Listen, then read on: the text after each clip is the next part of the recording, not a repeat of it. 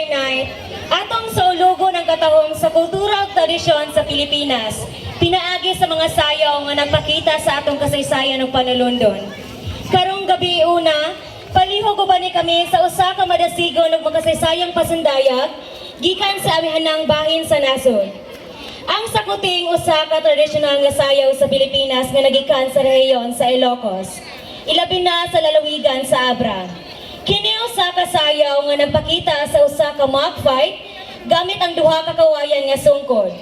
Sa una, kini ginasayaw lamang sa mga lalaki aron ilarawan ang mga makasaysayang panagbangi tali sa mga Kristiyanong Ilocano sa mga tribo sa kabukiran. Ang sayaw naglakip usab sa ritmikong mga lihok nga giinspirar sa arnes, ang tradisyonal nga martial arts sa Pilipinas. Gipaila kini sa mga misyonaryong Espanyol isip usa ka paagi sa paghulagway sa panagbangi tali sa mga Kristiyanong nanimuyo sa kapatagan ug sa mga tangguian nga tribo sa kabukiran. Karon, ang mga sakuting dili na lamang simbolo sa pakigpiso, kundi usa-usab ka pasigdungog sa kaiso, disiplina, panaghiusog sa datong nga kultura sa atong nasod. Mga kabarangay, andam na ba kamo? Palihog hatagi og mayniton nga palakpak ang atong mga mananayaw, samtang ilang ipasundayag ang sagutin.